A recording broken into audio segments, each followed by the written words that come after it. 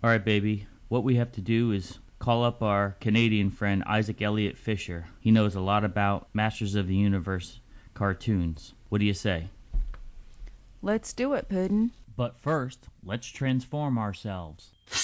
By the power of Grayskull, I have the power! For the honor of Grayskull, I am She-Ra!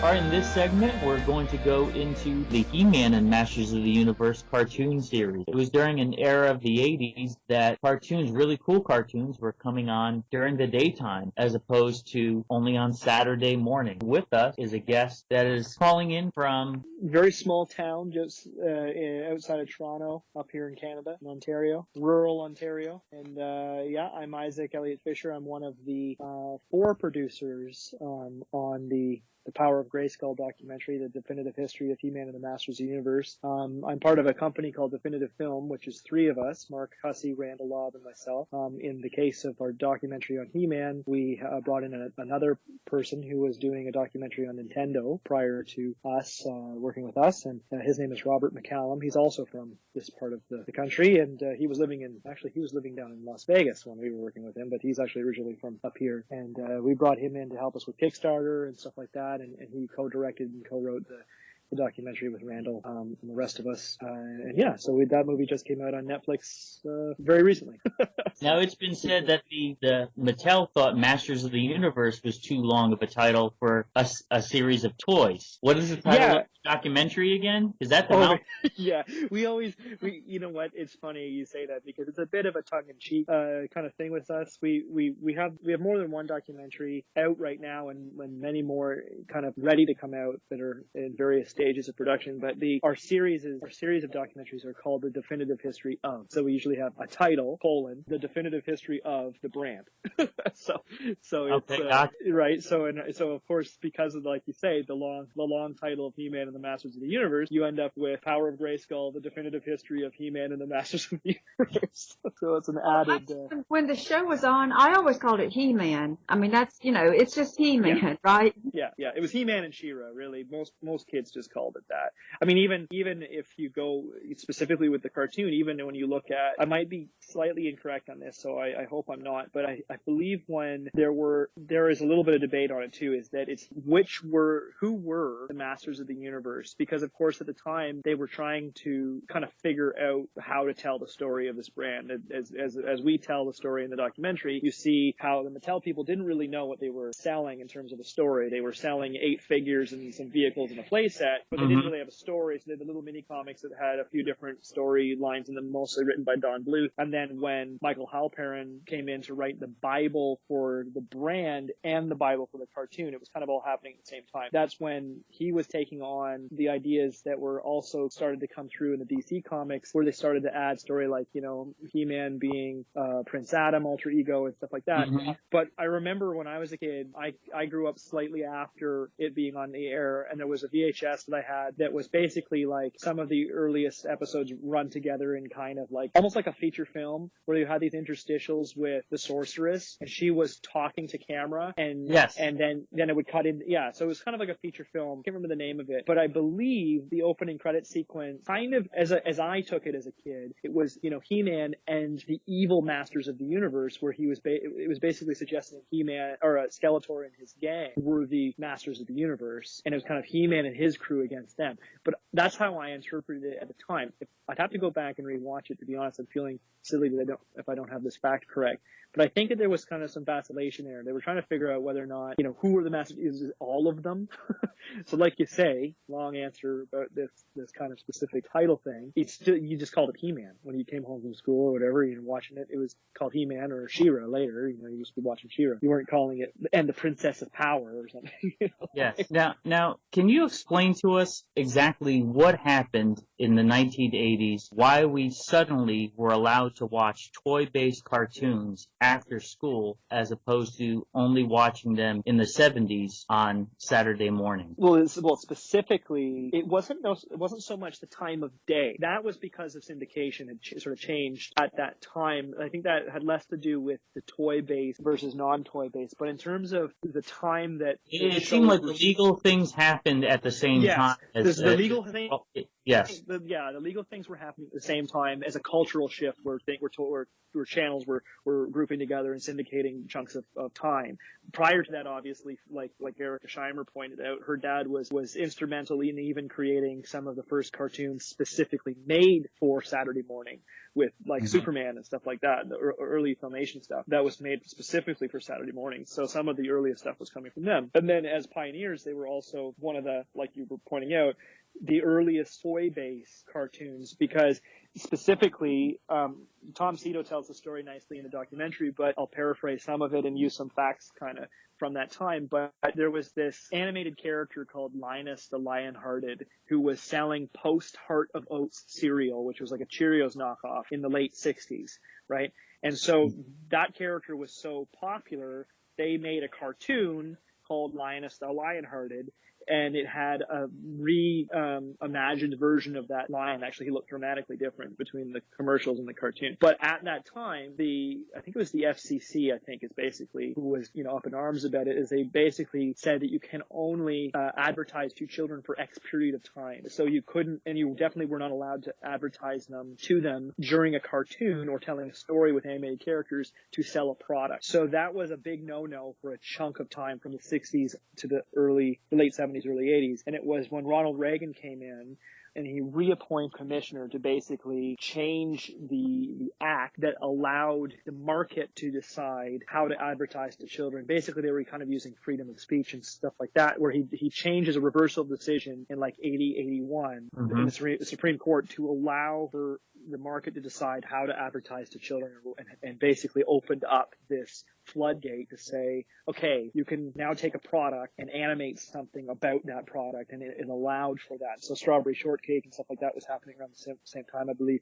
And of course it was, Mattel is making, because I think prior to that, Mattel had a show about Hot Wheels in the late 70s, and it just didn't, they were going through all sorts of legal battles with that. So with this change of decision, where obviously Reagan was deregulating everything at the time, so you could think that was good in some respects, but not good in other respects, but he was deregulating, so, that allowed for Mattel to say, well, we have these toys that we're already trying to sell, as of 81, 82, they're coming out, I think it was 82. And then 83, they say, okay, we can make this cartoon. And as if you watch the documentary, you get those great stories from like Mark Ellis and Paul Cleveland, who are like in the toy meetings trying to sell to the buyers at the stores. And they're like, well, how are we going to sell these to kids? And they're like, well, didn't we tell you? We're going to make an animated special.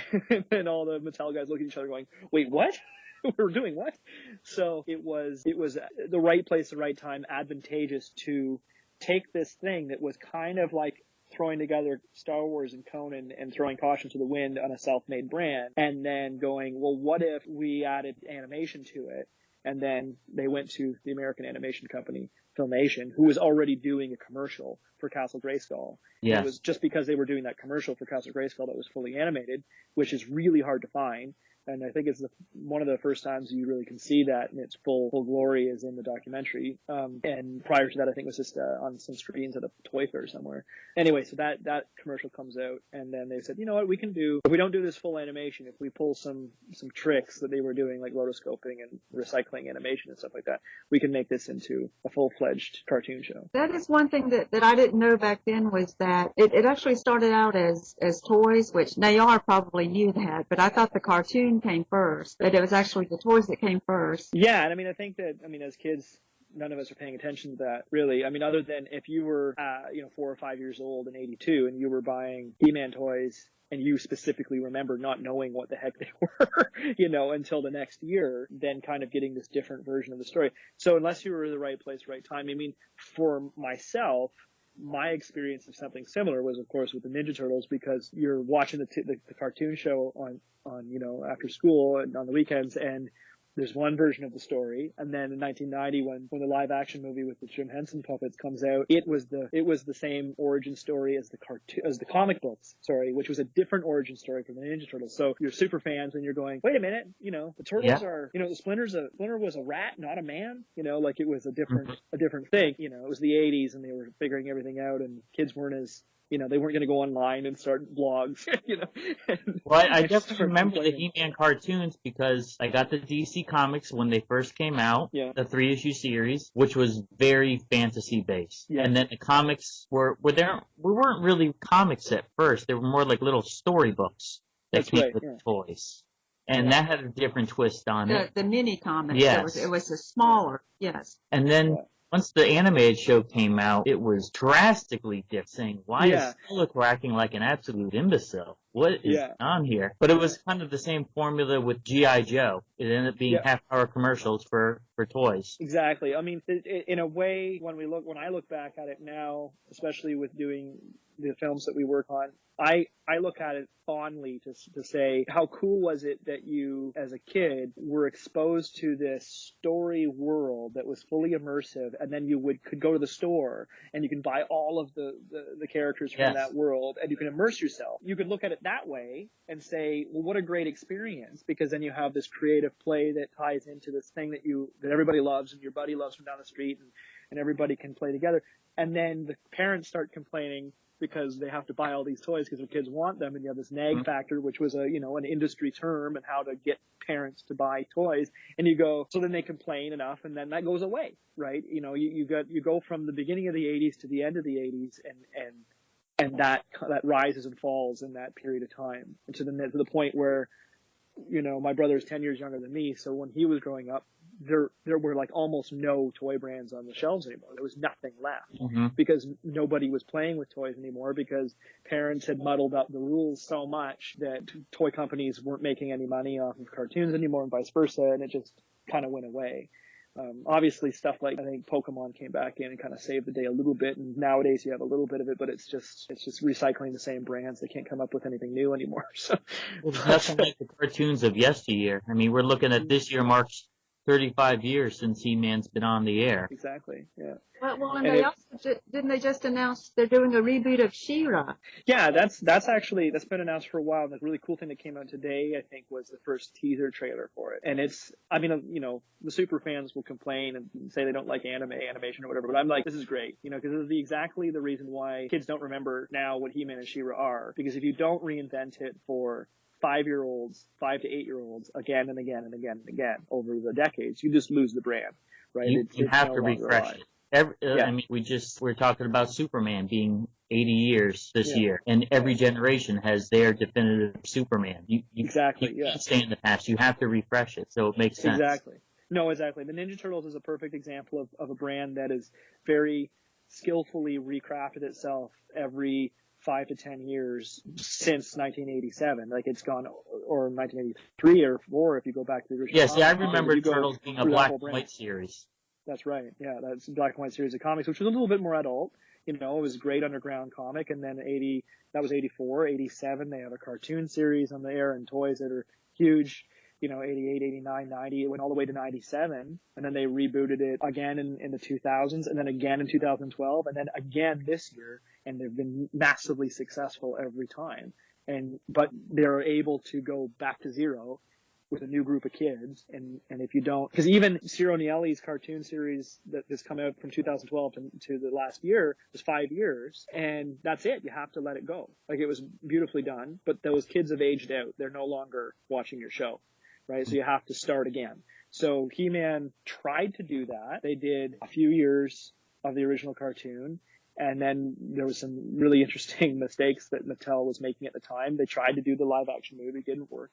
So they tried to reboot it with the New Adventures of He-Man, where He-Man kind of goes to space. He-Man and Skeletor end up in space and on a different planet. And that didn't do very well.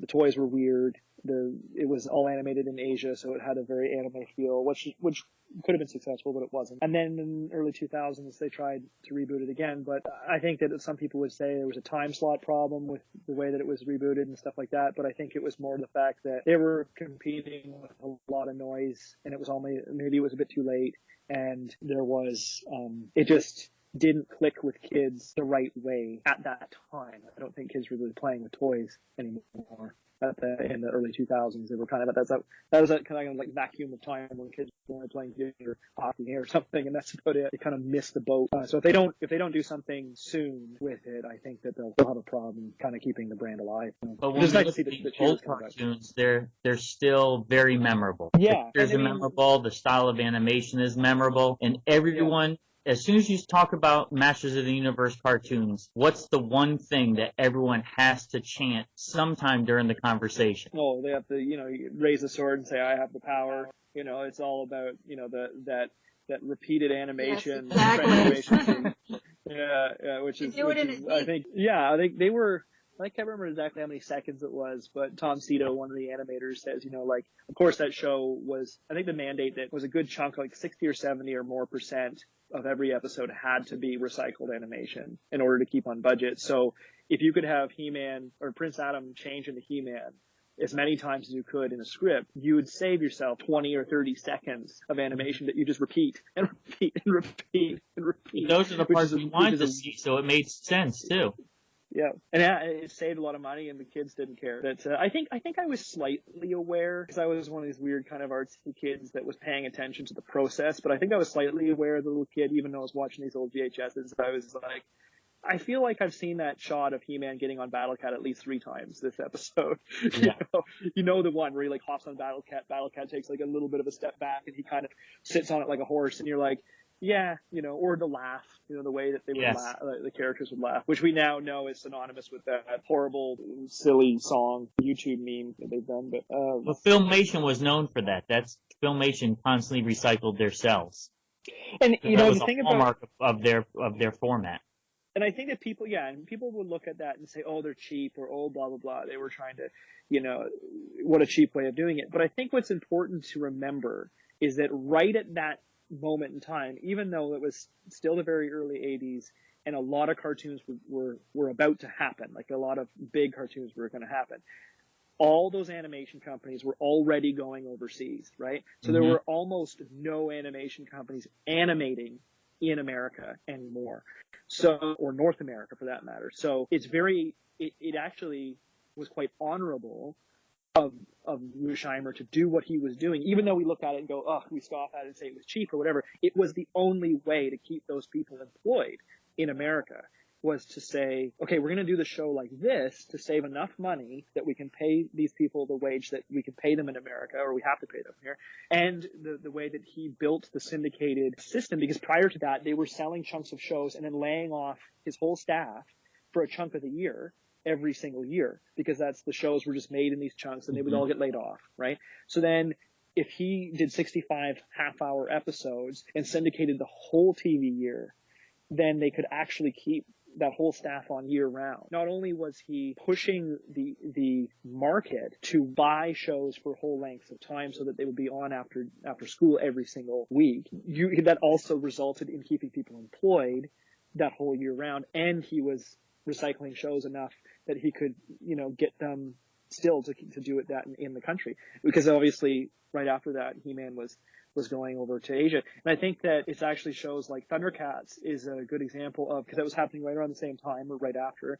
And Thundercats was one of, I think, the earlier shows that was animated in Japan, but as an American show. And then when American audiences were seeing it, they were seeing this totally different style of animation that was Japanese, but with an American voiceover and everything. It wasn't dubbed. It wasn't dubbed after the fact, like so many other anime shows that came later. But, and you know what? I love it and respect it for its own right in that style. But when you talk purely just about business and employing people, what Lou was doing was pretty cool. When you think back on it, and you go, that was pretty nice of him in a way, to make those judgment calls to try to keep people employed there. The Disney and everything was going overseas. So they were doing tricks like Ralph Bakshi at the time was known for doing animation with rotoscoping and stuff like that. Disney did do rotoscoping, but they would never admit it. Rotoscoping is a kind of a cheat to do animation, and if you don't do it skillfully, you can really tell that you're animating over people. And for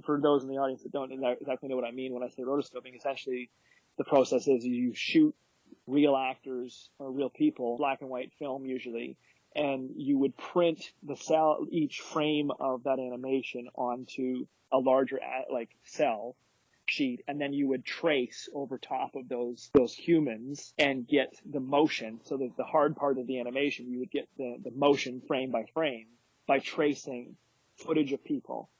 So if you do that frame by frame and you really trace every single keyframe, you get this really weird, almost fluid emotion that looks too real, because what you're used to seeing in animation isn't real. It's obviously it's hand drawn, but it's hand drawn and the movement is reinterpreted. So you squash and step, and the characters move and squish and expand a different way than a human does. So when you make it too human with that rotoscope process, you end up with this kind of off-putting looking thing. People who remember movies like Fire and Ice. Yeah, Lord of the Rings. I like that style of animation.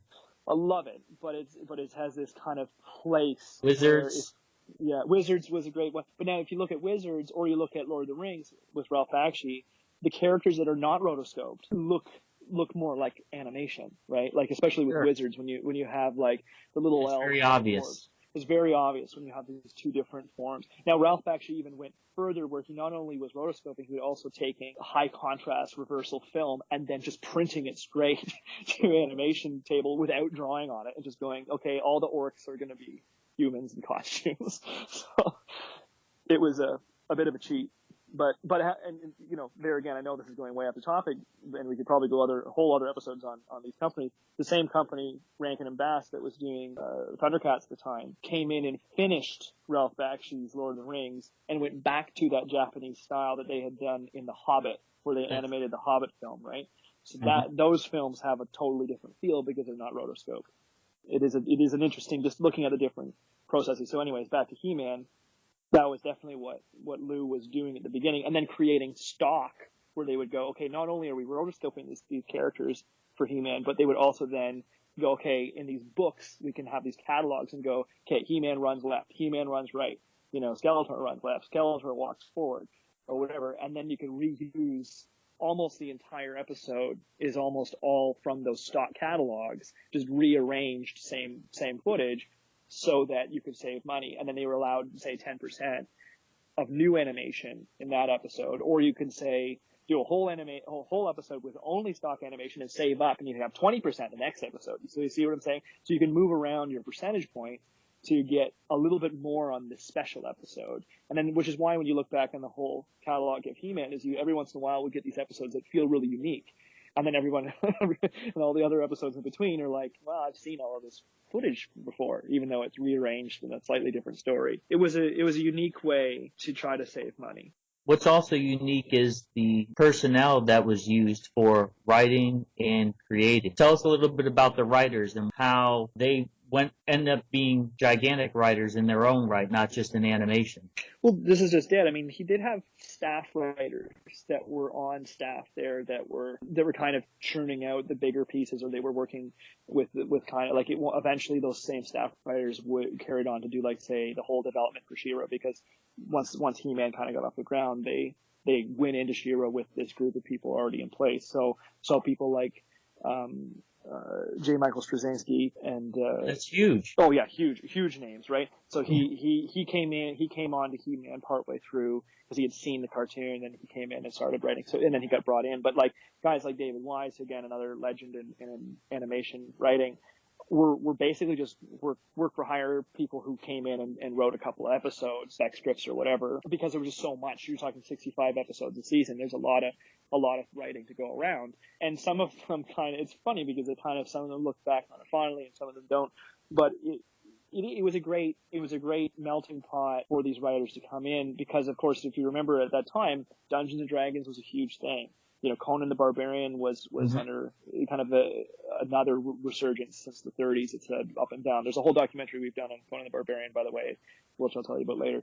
But anyway, so these type of people like Larry DiTillio, for instance, he was sought out because he was writing Dungeons and Dragons modules for Dragon Magazine, And then some of the staff people at Filmation were trying to find people who could write sword and sorcery. So they would be reading, or their kids would be reading D&D magazines and going, oh, this guy's stories are pretty cool. So they'd call this guy Larry DiTilio up and go like, hey, you know, my son reads your stories and you write monsters and stuff. And it's like, yeah, okay.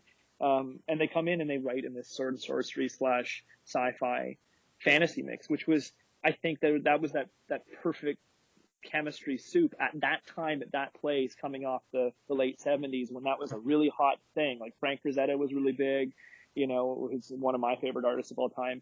You know, Star Wars was huge, obviously. Conan the Barbarian was huge. So when Mattel, going back to the history of Mattel, when Mattel passes on Star Wars because they couldn't make the toys fast enough and nobody thought that toys based on movies could make money because they would always lose money. And Kenner obviously changes the whole world of toys when they make Star Wars toys. And then Conan the Barbarian had a license option with Mattel at the time. We found the paperwork to prove it. And they were going to make Conan toys. And they went, wait a second, this movie's rated R. and it's I really know. And yeah. then Remco, the knockoffs of He-Man, getting the Conan license. Which is amazing. And I'm literally today, I was talking to somebody about trying to buy those figures because they're so expensive. But I love them because they're so expensive. Now they're on a different planet because people are starting to appreciate them, especially Remco was producing such lower quantities than Masters of the Universe were. Oh yeah. And they were so obvious knockoffs, but how perfect was that? Of course, because of course He-Man is a Conan figure. It makes perfect sense. Even when you look at the known photographs of the original sculpts and prototypes of He-Man, he had Conan's helmet. The Frazetta helmet. Yeah. Oh yeah. I asked Mark Taylor straight up. I said, "Were you designing Conan?" And he said, "Yeah, I was designing Conan." And they told me to destroy all my drawings once we decided to do He-Man. So, and there's the only proof that I have of that at all, or anybody has of that, is that in some of the unreleased toys that Mark was designing at the very beginning, one of them has a Post-it note stuck to it that says Conan Adversary. And that's the only proof on paper that says that any of this came from Conan.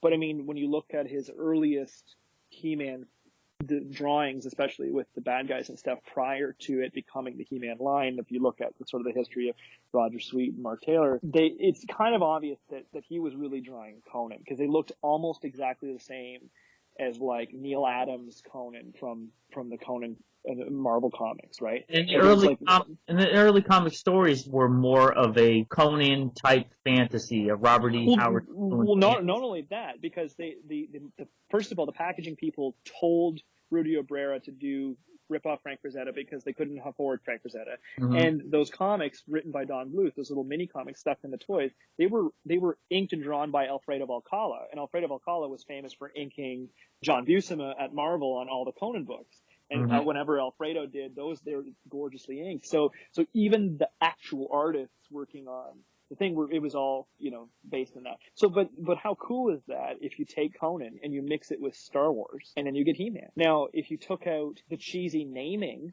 of the characters mm-hmm. and you took it seriously, like if you called them, like Tom Cito says, he goes, there's no way this is going to be called He-Man, right? It's going to be called like Karnak or Horok. Like if you had given it some sort of like highbrow name, it's a dark, crazy sci-fi fantasy. Now, it's a total other side story because I always love this stuff. Because when we did the history of Ninja Turtles, same thing is that there are the stories that could have been, the origin story of the story. So we know that in the origin story of He-Man, Prince Adam is a prince and he becomes He-Man and there's that whole lore that we are given in the cartoon and the toys eventually when the toys caught up with the cartoon. So you get the lore that you're given in that story, in that world. And that's the world that we know of He-Man, right? Well, if Mark Taylor had his way, Mark Taylor's original idea when he was drawing all those characters, because in his mind, he was just drawing cool stuff. And in his head, he had a whole story. In his head, there was this, like, Castle Grayskull had this ancient sorcerer, king guy who had, like, a harem of women, and the two women that birthed Skeletor and He-Man were two young boys, were fighting each other, and Skeletor gets thrown in the pit of lost souls, which is in the little sticker in the bottom of the Grayskull castle, that was like his pit of lost souls or something, that then his face gets melted off down there, and then he becomes, it's like, so it was really dark and really grim and really crazy. I always like the idea that, what if that was made into a cartoon, Well, so imagine how history would change. The toy line would have been as popular if that was the storyline, but if that was the storyline, it probably wouldn't have been an after-school show. It would have been a Ralph Bakshi movie. Exactly. Whole different direction just because of the storyline of the animation. 100%. Yeah. It was even, and I know I get off topic, but when with the Ninja Turtles, my favorite part when we did that documentary a couple years ago is that we unearthed the original designs that the toy company was going to do. And because, again, the toy companies are the ones driving the animation. In all of these scenarios, the toy companies are going, we got to sell a product. We're going to drive the story and the animation scripts so that it sells our product. And when they were designing the toy line for He-Man prior to it being greenlit, they had designed play sets where there was this big bearded godlike face in the wall of the sewer, and that only Splinter could talk to this god, and that it would tell him, then pass down judgment to the bad guys. So, like, if you imagine that cartoon had this god, that then eventually at one design had transformed into a giant pile of muck, kind of like Jabba the Hutt meets the garbage pile from Fraggle Rock. You have this kind of idea that had that made it into the cartoon, like you say, it wouldn't be the history would be completely different. It probably wouldn't have taken off, right? It just wouldn't have ever worked. Yeah. But having like Orko and Prince Adam and the whole cowardly tiger thing, with the Cringer, that lends itself to Saturday morning cartoons or after school cartoons, and then, sells toys. Even if the guys making the toys go, yeah, but I wanted it to be like Conan. Yeah. Like, it just doesn't work that way. So thankfully, cooler heads prevail and they actually end up making something that sells. So. Well, that's awesome. Thank you so much for giving us some insight about the background of the He-Man animated series. Before we leave, Kavora is going to wrap you up in her lasso of truth and ask you a few questions. Is that all right? Sure thing. Okay, yes, we have to do the lasso of truth segment here, Isaac. Oh boy. Okay. So first of all, well, this is an easy one. What are some of your other favorite fandoms? Oh my gosh. Ones I haven't listed here? Yes. Well, it's hard to add them all together, but yeah, I love all things toys in the 80s and comic books in the 80s, underground stuff. I love heavy metal. I love all the Frank Frazetta stuff. I've got tons and tons of Frank Frazetta stuff and art. Yeah, sci-fi, fantasy, 80s movies. I'm a cinematographer, so I love to shoot movies, and especially movies with big effects and stuff like that. I've got too many to count. It's ridiculous. My wife hates it because I spend a lot of money on this stuff. You're like us then. Yes, exactly. Okay, so if you were to extend any TV show to one more season, what show would that be? Ooh, I've got a spin on this. I would say, I'm going to reframe your question slightly. I'm going to say, what cartoon would have I killed to have seen made because they were going to make it and then didn't make it? And that would be, and I'll answer your actual question in a second here, but the show that I really wish had been made or made into at least one episode was the Operation Aliens show, which was based on James Cameron's Aliens movie, which Kenner did make toys for, and there is apparently somewhere either a pilot or a sizzle reel, because there are images of animation from that, and that would have been so cool. But in terms of an extension of an actual cartoon series, I would have to choose the Dungeons and Dragons, the Advanced Dungeons, or was it Advanced Dungeons and Dragons? I think it was just called the Dungeons and Dragons. No, it's just Dungeons and Dragons. Yeah, that's right. And the toy line was called Advanced Dungeons and Dragons. That's right. I really would have loved to see a second season at least of that, because they were cooking by the end of that. That was a great show. I really loved enjoyed it. But that was Saturday mornings only, though. See, I wouldn't know because I didn't have cable a lot, so I just definitely had the stuff after the fact on VHS. So, A good one. Okay, thank you. And next question. If Robert E. Howard wrote your biography, what would it be titled? Oh, man. What a great question, because, of course, I've done all these documentaries on Conan. I don't know if I could. Make I'm something. horrible at titling things, but I'm sure it would be very The man with too many toys. something like that. But I mean, I'm kind of like a crazy do it all kind of jack of all trades kind of guy who takes some crazy risks on.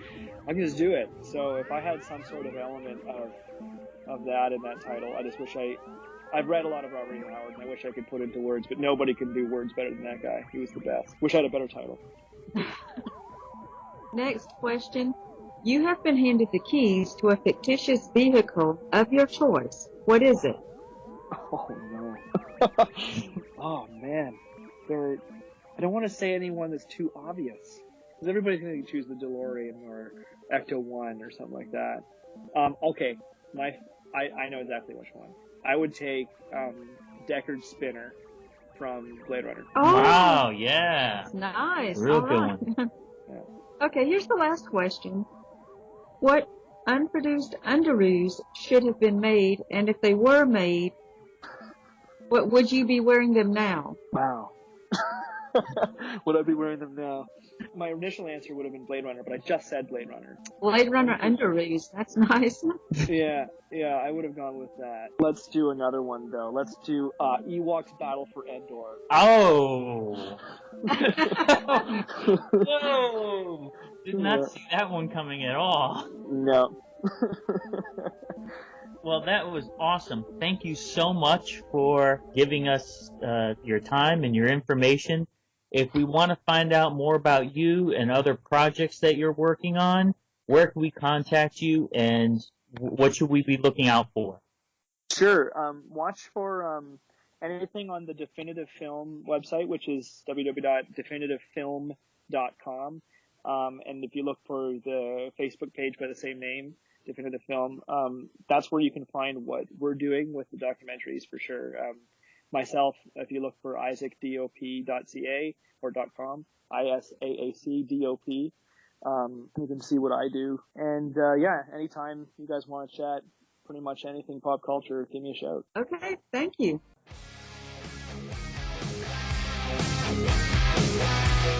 Thanks for listening. Make sure you hit that subscribe button and join our Facebook group. Live long, and may the Force be with you. Nanu Nanu.